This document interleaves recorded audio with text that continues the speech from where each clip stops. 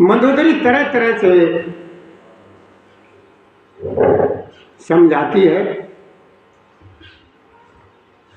ये कथा का प्रसंग भैया प्रभु श्री राम जी के बारे में मंदोदरी अपने पति को समझाती है। ये लंका कांड का पाठ चल रहा है। समझाती है कि सजल नयन का जुग कर जोरी और सुनो प्राण पति बिनती मोरी, कंत राम विरोध पर हरऊ जान मनुज जन हट मन। तरह तरह से समझाती है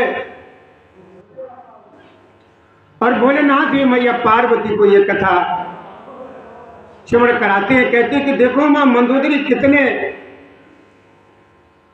विनती करके कितनी विनती कर रही है।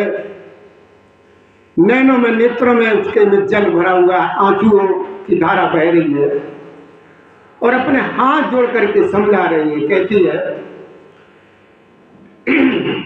कि हे प्राणनाथ, मेरी विनती सुन लीजिए।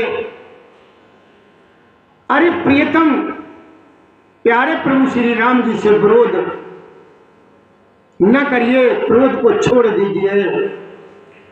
उन्हें मनुष्य जानकर मन में जो है ना हठ न पकड़िए। वो मनुष्य नहीं है, वो मानव रूप में है, मनुष्य रूप में। कि विश्वरूप रघुवंश मणि करो वचन विश्वास और लोक कल्पना वेद कर अंग अंग प्रचुर जास।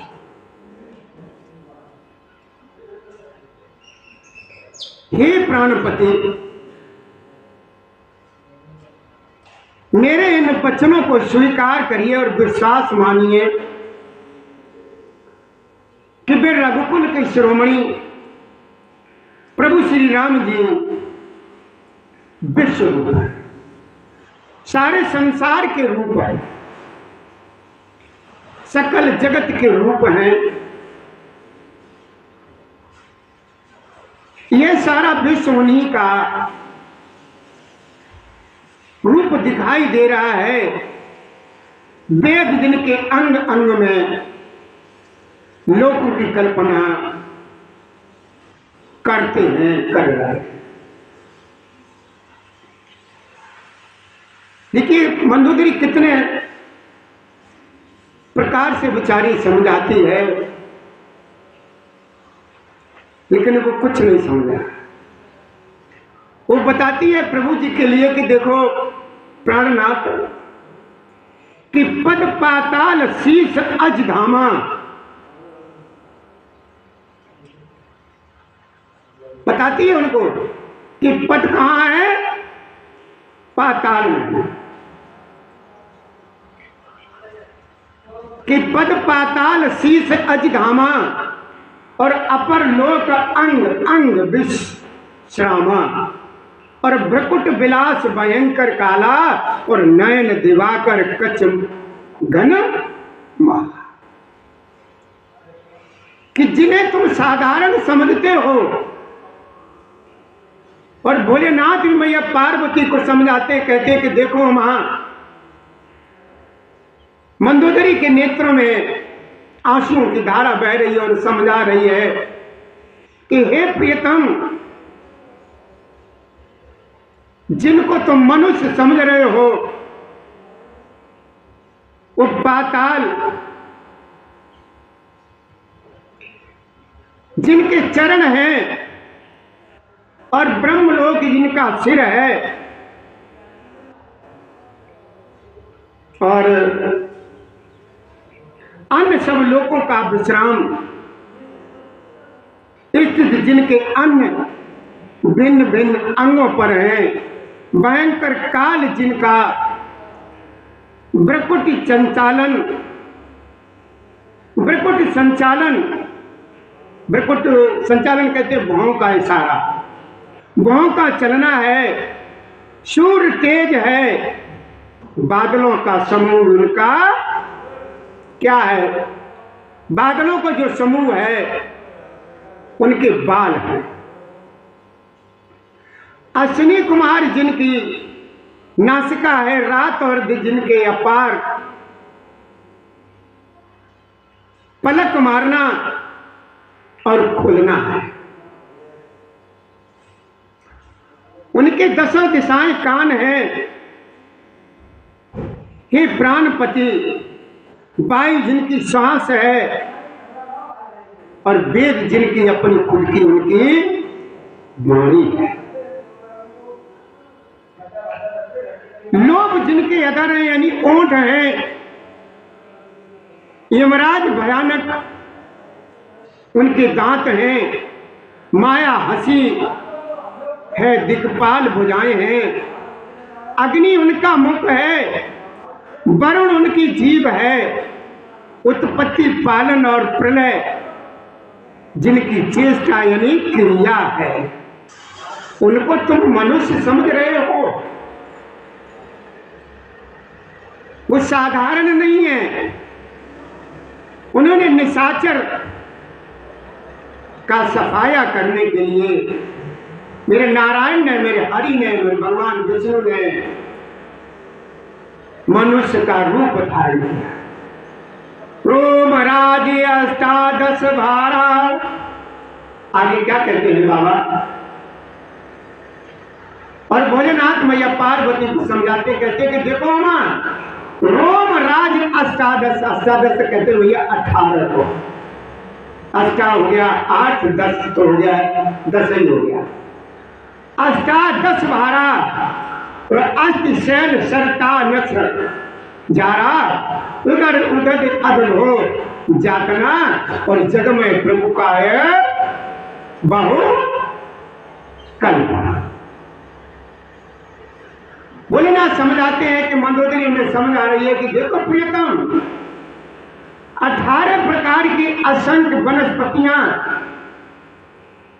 उनकी रोमावली है, पर्वत अस्थियां हैं, नदियां नसों का जाल है और समुद्र उनका पेट है और नाक जिनकी नीचे की इंद्रियां हैं। इस प्रकार प्रभु विश्व में है, अधिक कल्पना क्या की जाए उनके बारे में। हे नाथ, आप मेरी विनती सुन लीजिए, सुन लीजिए। आगे कहते हैं, मंदोदरी समझाती है, बाबा तुलसीदास जी ने लिखा है 2 में। क्या लिखा है? बड़े ध्यान से श्रवण करेंगे भैया। कि अहंकार शिव बुद्धि अज मन सच चित महान, मनुज बास सचराचर रूप राम भगवान। इस समय भैया बड़ा अच्छा प्रसंग चल रहा है, जो अगर आप ध्यान देंगे, प्रभु श्री राम जी की कथा बड़े भाग्यवान को, बड़े नसीब वालों को श्रवण करने को मिलती है। प्रभु श्री राम जी को अपने भक्तों से बहुत प्रेम है। एक बार उनकी तरफ आकर तो देखिए, एक बार उनकी तरफ आप कदम बढ़ाइए तो वो देखिए तुम्हारे साथ क्या करते हैं। एक बार कि अहंकार शिव बुद्धि अज मन सच चित्त महान और मनुज बास सचराचर रूप राम भगवान। भोलेनाथ समझाते हैं मैया पार्वती को, देखो मां मंदोदरी समझा रही है कि हे प्राणपति, शिव जो है जिनका अहंकार है, ब्रह्मा उनकी बुद्धि है और चंद्रमा उनका मन है, विष्णु हुई चित्त है। उन्हीं चराचर रूप भगवान श्री राम जी ने मनुष्य रूप में निवास किया। हे प्राणपति, ऐसा विचार करके प्रभु से बैर को त्याग दीजिए, उनके चरणों में प्रेम कीजिए, जिससे मेरा सुहाग जो है ना अमर बना रहे, अमर बना। अब वो दशानन ने जब मंदोदरी की इतनी बात सुनी, सुनता रहा, चुपचाप सुनता रहा। मंदोदरी बेचारी गिड़गिड़ाती रही, विनती करती रही, आंसू बहाती रही, रोती रही, सब कुछ करती रही। और वो सब कुछ बैठा बैठा सुन रहा। जब सब कुछ बेचारी ने कह लिया, सुन लिया, तो बड़े हंस करके बोला। क्या बोला कि बेहसा नार बचन सुन काना, अहो मोह मैं मां बलवाना, और नार स्वभाव सत्य सब कही, और अवगुण आठ सदा और। देखिए उसने क्या कहा, इतना समझाया धर्मपत्नी मंदोदरी ने। ये मंदोदरी भैया धर्मपत्नी है। धर्मपत्नी का अर्थ यही है जो अपने पति को धर्म की तरफ ले जाए, धर्म से जोड़े, वो धर्मपत्नी है। धर्मपत्नी का काम यही होता है कि अपने पति को हर तरीके से धर्म की तरफ ले जाए, मंदिर में घुमाने ले जाए, कथा चल रही हो वहां ले जाए, भागवत चल रही हो उसमें जाए ले जाए, राम कथा चल रही हो उसमें ले जाए, यानी हर तरीके से पति को अपने को धर्म से जोड़े, वो धर्म पत्नी है। और पत्नी का तो आप जानते ही हैं, पत्नी का यही अर्थ यही होता है जो अपने पति को बाजार घुमाने ले जाए, चारों तरफ घूमने फिरने के लिए ले जाए, वो पत्नी, यानी जो पतन के रास्ते पर ले जाए वो पत्नी है। धर्म पत्नी वो है जो अपने पति को धर्म से जोड़े, धर्म के राह पर ले जाए। वो क्या कहने लगा दशानन, बड़ी जोर से ठाका मार के हंसने लगा, और पत्नी के वचन कानों से सुनकर रावण खूब हंसा और बोला कि अज्ञान की महिमा बड़ी बलवान है। क्या कहता है कि अज्ञान की महिमा बड़ी बलवान है, स्त्री का स्वभाव सब सत्य कहते हैं। स्त्री के बारे में वो बता रहा है, अपनी पत्नी को समझा रहा है कि स्त्री के बारे में सब सत्य ही कहते हैं कि स्त्री के हृदय में 8 अवगुण जो है ना सदा ही रहते हैं। अब ध्यान दीजिए कि उस रावण ने 8 अवगुण हमारी बहनें और बेटियों और माताओं में कौन कौन से बताए हैं, बड़े ध्यान से सुने। तो क्या कहता है कि 8 अवगुण जो है ना सदा ही स्त्रियों में विद्यमान रहते, कि साहस, अनरत, चपलता, माया। क्या बताया? साहस, अनर्थ, अनर्थ जानते जैसे झूठ बोलते, और क्या? चपलता, माया। साहस, अनर्थ, चपलता, माया, और भय अविवेक, असोच अदाया। बाबा ने चौपाई में क्या लिखा तुलसीदास में कि साहस, अनर्थ, चपलता, माया, और भय अविवेक, असोच अदाया, रूप कर रूप सकल ते गावा, और अति विशाल भय मोह सुनावा।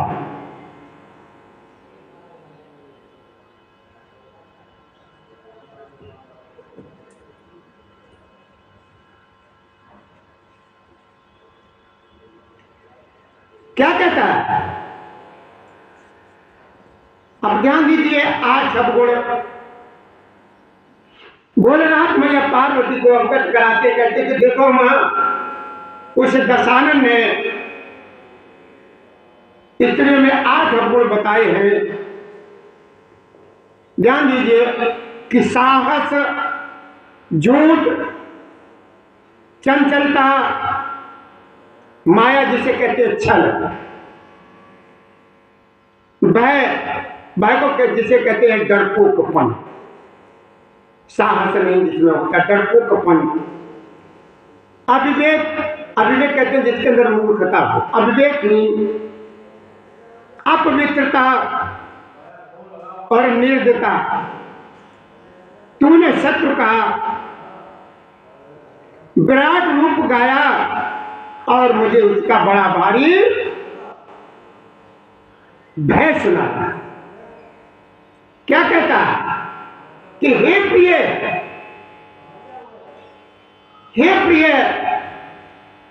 जो 8 अवगुण बताए हैं वो सत्य ही है।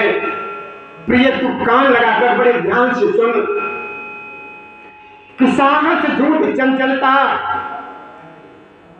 छल, डरपोकपन, मूर्खता, अपवित्रता, यह निर्दयता, तूने शत्रु का विराट रूप गाया और मुझे उसका बड़ा भारी, हमको तूने भय दिखाया। सो सब प्रिया सहेज बस तोरे, वो क्या कहते हैं? ध्यान से सुनो भैया। चौपाई में बाबा ने लिखा है कि सो सब प्रिया सहज बस मोरे, समुद्र परा प्रसाद अब तोर, जानो प्रिया तोरी चतुराई, ये विधि कयो मोरी प्रभुताई। उसने सारी बातें ये जब मंदोदरी ने कही, उसने मजाक में डाल दी। क्या कह दिया? इसका मतलब तूने जो है ना उनका नाम लेकर के मेरी तारीफ की है, नाम तूने उनका लिया है तो तारीफ जो है ना तूने मेरी की है। कि सो सब प्रिया सहज बस मोरे, और समझ परा प्रसाद अब तोरे, जानो प्रिया तोर चतुराई, और यह कयो मोरी प्रभुताई। तूने जो ना मेरी वीरता का, मेरे साथ का, मेरे इस कीर्ति का तूने जो है ना गुणगान किया। नाम उनका लिया है, नाम उनका ले रही है, लेकिन तारीफ जो है ना मेरी कर रही है, मेरी कर रही है। क्या कह रहा था? और भोलेनाथ ही मैया पार्वती को स्मरण कराते हैं कि वहां बड़े ध्यान से सुनो। अब दशानन क्या कहता है? मुझे यह अब समझ पड़ा है, हे प्रिय, तेरी चतुराई में बड़े अच्छी तरीके से जान गया तू इस प्रकार, और इसी बहाने से मेरी जो है प्रभुता का बखान कर रही है, वर्णन कर रही है, वर्णन कर रही है। अब जब इस तरीके की दशानन के मुखारबिंद से बात सुनी है तो वो क्या कहने लगी बेचारी? क्या कहने लगी? समझने लगी अपने अंदर ही अंदर, कहा उसने कुछ नहीं है, लेकिन सुन रही है, यही सोच रही है बेचारी कि अब जो है ना इनकी समझ में कुछ आएगा नहीं, इनकी बुद्धि जो है ना मां शारदा ने विपरीत कर रही। काल जो है ना इनके आगे पीछे घूम रहा है, इसलिए इनकी समझ में कुछ आ गया। और वो किस तरीके से क्या कहता है कि हे मृगनयनी, तेरी बातें बड़ी गूढ़ यानी भरी है, समझने पर जो है सुख देने वाली और सुनने से भय छुड़ाने वाली है। मंदोदरी ने मन में ऐसा निश्चय कर लिया कि अब पति को जो है काल बस मत भ्रम हो गया। वो समझ गई कि अब जो है ना इनकी समझ में कुछ नहीं आया। इस प्रकार जो है ना बहुत से विनोद करते हुए रावण को सवेरा हो गया। तब स्वभाव से ही निडर और घमंड में अंधा लंकापति जो है अपनी सभा में चला गया। आगे क्या कहता है? जगत सुधा बरसै जलद फूल भलय न वेद और गुण मिले विरंच संग मूर्ख हृदय न चेत। सोरठे में बाबा ने क्या लिखा है? जगत सुधा बरसै जलद फूल भलय न वेद और जो गुण मिले विरंच संग मूर्ख रहे हृदय न चेत। यद्यपि बादल अमृत सा जल बरसाते हैं तो भी देख फूलता फलता नहीं है। इसी प्रकार चाहे ब्रह्मा के समान विज्ञानी गुरु मिल जाए तो भी मूर्ख के हृदय में चेतना धना यानी ज्ञान नहीं होता। और इधर क्या हुआ? सवेरा हो रहा है, हो गया है तो मेरे प्रभु श्री राम जी की निंदा खुल। यहां जो है ना सुमेरु पर्वत पर प्रातः काल प्रभु श्री राम जी जागे और उन्होंने सब मंत्रियों को बुला करके सलाह पूछी कि शीघ्र बताइए अब क्या उपाय हमें करना चाहिए। प्रभु श्री राम जी ने पूछा है तो जामवंत जी बताने लगे और प्रभु श्री राम जी के चरणों में सिर नवा करके कहा कि हे प्रभु सुन सर्वज्ञ सकल युवासी और बुद्धि बल तेज धर्म गुण राशि मंत्र कयो निज मत अनुसारा और दूत पठायो बाली कुमारा। बाली कुमारा मतलब अंगद जी को। जामवंत जी ने प्रभु श्री राम जी से कहा, जैसे सवेरे को जब उठे तो राम जी ने पूछा कि भैया आप बताओ क्या किया जाए। तो जामवंत जी ने प्रभु जी को बताया है कि जो वहां पर जो है बाली कुमारी यानी अंगद जी को जो है दूत बना करके भेजा जाए। यह अच्छी सलाह जो जामवंत जी ने जो प्रभु श्री राम जी को सलाह दी, ये प्रभु श्री राम जी को बहुत अच्छी लगी और कृपा के निधान श्री राम जी ने अंगद से कहा, हे बल बुद्धि और गुणों के धाम बाली पुत्री हे तात तुम मेरे काम के लिए शीघ्र लंका जाओ,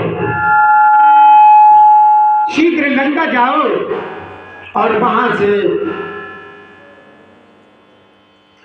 जानकी जी का पता लगा करके आना और दशानन को समझाना जाता है कि बहुत बुझाई तुम्हें का कहूं परम चतुर में जानत हूं काज हमार दास हित होई और रिपुसन करो बत कही। प्रभु श्री राम जी ने अंगद जी से कहा कि मैं तुमको जो है ना बहुत काबिल और बहुत होशियार जानता हूं, मैं ज्यादा क्या कहूं। तुम बहुत ही होशियार हो, काबिल हो, चतुर हो और शत्रु से यही बातचीत करना जिससे हमारा काम हो जाए और उसका कल्याण हो।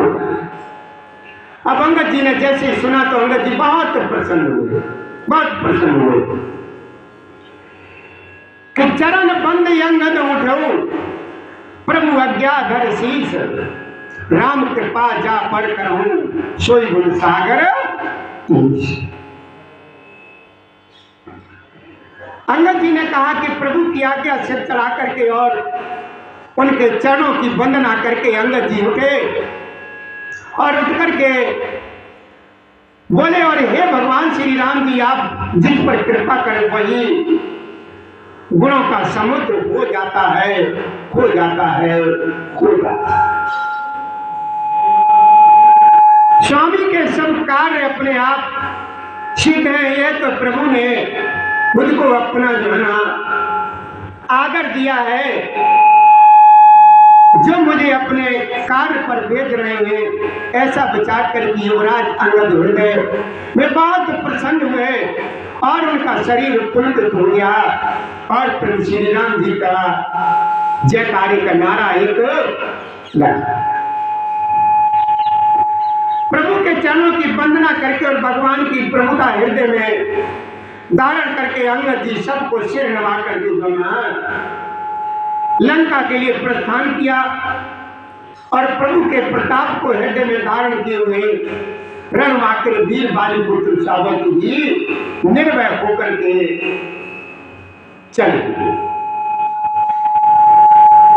अब अंगद जी जैसे ही लंका में प्रवेश कर रहे हैं तो लंका में प्रवेश करते ही रावण के पुत्र से भेंट हो गई, जो वहां खेल रहा था।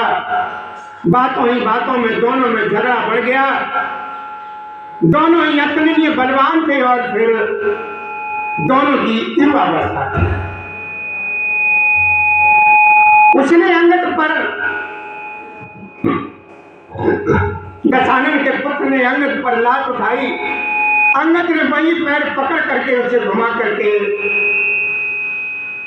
जमीन पर पटक दिया, जिससे राक्षस के समूह भारी योद्धा देख करके जहां तहां एकदम इधर उधर भाग गए। डर के मारे पुकार भी ना मचा सके, ऐसे ही भाग। आगे क्या हुआ? एक एक सन मर्म न कहेगी, समझता सुपद चुप कर रहेगी, और भयु कुलाहल नगर मदारी और आबा कप लंका जल जाए। चारों तरफ एकदम कूद मच गया, एक दूसरे के कुछ बता भी नहीं पाते हैं और उस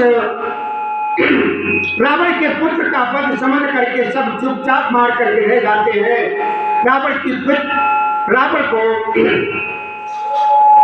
पता लगा और यह भी पता है कि पुत्र की मृत्यु हो गई है जान करके, और राक्षसों को भय के मारे भागते देख करके नगर भर में कोलाहल मच गया कि जिसने लंका जलाई थी वही बानर धन फिर आ गया है, फिर आ गया है, फिर आ गया है। अब जो भी लंका वाले देखते हैं, अंगद जी किसी से कुछ नहीं पूछते हैं, फिर भी जो मार्ग जो ना बगैर पूछे ही बता देते हैं, वो अंगद जी चुपचाप बेधड़क होकर के चले जाते। गए सभा दरबार तब सुमिर राम पद कंज, और सिंह ठबन इतवत चितव धीर धीर बल।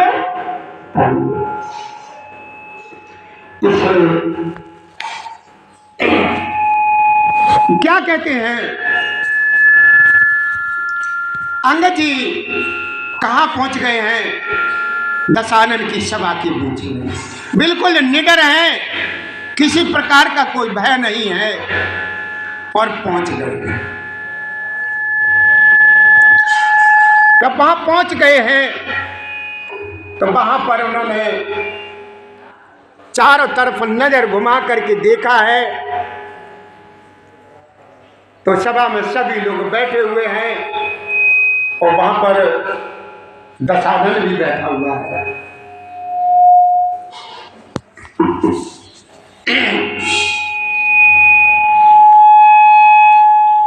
श्री राम जी के चरणों का स्मरण करके अंगद रावण की सभा के द्वार पर पहुंच गए और धीर वीर और बल की राशि अंगद सिंह की तरह एड़ यानी शान से इधर उधर देखने लगे।